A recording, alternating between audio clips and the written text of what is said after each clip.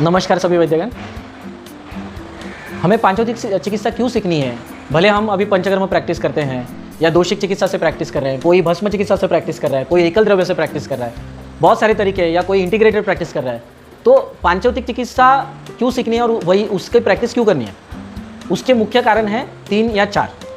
पहला कारण है डोज जो है पांचोतिक मेडिसिन का वो सबसे कम रहता है, और उसकी विशेषता ये है कि औषध सेवन काल के अनुरूप, अलग अलग औषध सेवन काल के अनुरूप, और उसका डोज कम होने की वजह से बहुत ही इकोनॉमिकल, ये सेकंड फैक्टर सबसे इंपॉर्टेंट है कि एक ही मेडिसिन को आप अलग अलग डोसेस एडमिनिस्ट्रेशन के साथ मिनिमम डोज में उसको आराम से यूज़ कर सकते हैं, कोई भी जटिल व्याधि में भी।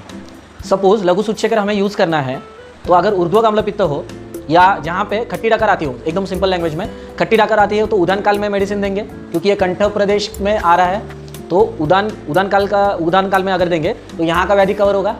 अगर व्यान काल में देंगे तो अजीर्ण कवर होगा।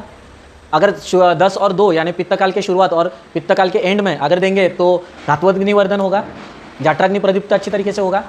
अगर व्यान काल में देंगे तो और एक चीज़ है, जैसे आमवत जैसे कंडीशन है, या जहाँ पे बहुत सारा आम है, या प्लूराइटिस जैसे कंडीशन है, तो लघु सूच्यकर और चातुर्तक यानी मेदोपराचक प्लस चातुर्तक लघु सूच्यकर हम लोग एक साथ दे सकते हैं व्यान काल में। क्यों? क्योंकि रस रक्त संवहन के लिए वो मदद करेगा।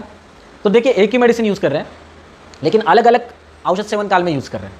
ठीक है, सुबह 6 और शाम को 6 अगर देंगे तो बालकों में जो कफचकास दिखता है यानी प्रोडक्टिव कफ दिखता है, तो उसमें भी हम लोग सुबह 6 और शाम को 6 दे सकते हैं, क्योंकि उसका मुख्य कारण है 6 और 10 ये कब का डोमिनेंस बताया है। अगर कब के शुरुआत में ही जब वो 0 रहता है तभी अगर मेडिसिन हम लोग इंसर्ट कर देंगे तो वहाँ पे कफचकास में भी हम लोग को अच्छी तरीके से ये देगा। वही केस है अपना श्वरवंशादि गुगुल के साथ, वो भी आप अलग अलग मात्रा में दे सकते हैं, एक ही मात्रा में लेकिन अलग अलग डोसेज एडमिनिस्ट्रेशन के साथ दे सकते हैं, औषध सेवन काल के साथ दे सकते हैं। इसके लिए आपका क्या होता है ना, मेडिसिन का जो संख्या है, औषधि कल्पों की संख्या वो बहुत मिनिमम हो जाती है। एंड सेकेंड थिंग, आपका टाइम बहुत बच जाता है कि कितने सारे मेडिसिन है, तो आप हर बार ये सोचते नहीं बैठ सकते कि ये संतृप्ति के लिए ये मेडिसिन, दूसरे संतृप्ति के लिए ये मेडिसिन। हम लोग सिर्फ अवस्था देखते हैं और पंचमहाभूत के गुण देखते हैं। पंचमहाभूत का अगर सपोज पृथ्वी का खर गुण बढ़ गया तो हमें वहाँ पे स्निग्ध गुण प्रदान करना है, या रुक्ष गुण बढ़ गया वायु का तो वहाँ पे आप महाभूत का स्निग्ध गुण प्रदान करना है। तो इतना सिंपल तरीके से पांचोतिक तरीके से हम लोग मेडिसिन दे सकते हैं। तो इसका मतलब ये थर्ड रीज़न है पांचोतिक सीखने का कि आपका ईजी टू डायग्नोसिस हो जाता है। सिर्फ 5 महाभूत हैं, पंचमहाभूत, और पृथ्वी आपके साथ अगर तेज महाभूत गया तो कंस्ट्रक्टिव वर्क करेगा, और तेज महाभूत अगर वायु आकाश महाभूत के साथ गया तो डिस्ट्रक्टिव काइंड ऑफ वर्क करेगा, यानी संतर्पणजन्य और अपतर्पण। अगर सपोज पृथ्वी का खर गुण बढ़ गया तो हमें वहाँ पे स्निग्ध गुण प्रदान करना है, या रुक्ष गुण बढ़ गया वायु का तो वहाँ पे आप महाभूत का स्निग्ध गुण प्रदान करना है। तो इतना सिंपल तरीके से पांचोतिक तरीके से हम लोग मेडिसिन दे सकते हैं।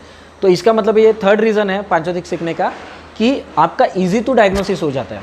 सिर्फ 5 महाभूतें हैं, पंचमहाभूत, और पृथ्वी आपके साथ अगर तेज महाभूत गया तो कंस्ट्रक्टिव वर्क करेगा, और तेज महाभूत अगर वायु आकाश महाभूत के साथ गया तो डिस्ट्रक्टिव काइंड ऑफ वर्क करेगा, यानी संतर्पणजन्य और अपतर्पणजन्य व्याधि। अपतर्पणजन्य व्याधियों में तेज वायु आकाश ज़्यादा करके रहता है, और संतर्पणजन्य व्याधियों में पृथ्वी और आप ये महाभूत रहते हैं।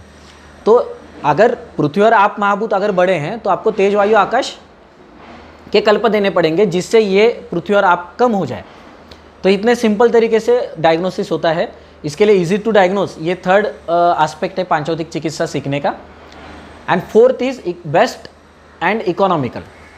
इजी टू अंडरस्टैंड तो है ही, मतलब इजी टू डायग्नोसिस हो रहा है, लेकिन मोस्ट इकोनॉमिकल है, क्योंकि आपको अगर 100 ग्राम्स अगर आपने लघु सूच्यकर तैयार किया है, ग्राम्स, हाँ 100 ग्राम्स, सिर्फ 100 ग्राम्स, तो आपका मेडिसिन का जो क्वांटिटी है, डोज है, वो सिर्फ 10 mg है, at a time 10 mg।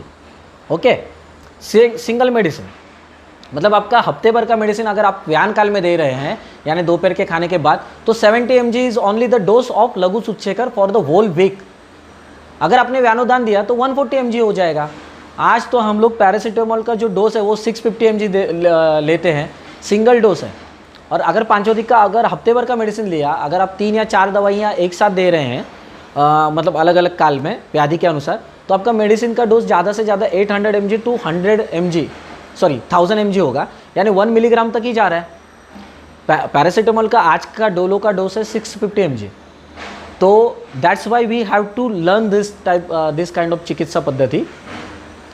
First, as I told you, the और मेडिसिन है ना, पेशेंट खुशी खुशी ले लेता है, अगर सुबह 6 बजे है, सुबह 10 बजे दोपहर के खाने के बाद बात ख़त्म, और दोपहर के खाने से पहले या रात के खाने से पहले, ये 4 टाइम का अगर डोज रहेगा तो वो will not take the medicine and dose is very low. उसको बनाना कुछ भी नहीं है, सुबह उठ के काढ़ा वगैरह बनाना नहीं है, क्योंकि हमारी जो भी औषधियाँ हैं वो सभी के सभी काढ़े में घोटी हुई है, तो इसके लिए डोज बहुत कम रहता है और पोटेंट रहता है। Okay, so this is why we have to learn the पांचभौतिक चिकित्सा। If you are interested, kindly join the upcoming workshop. The name is Panchamahabhut Gun Chikitsa and Siddhanta. So we are going to see the Siddhanta also around 11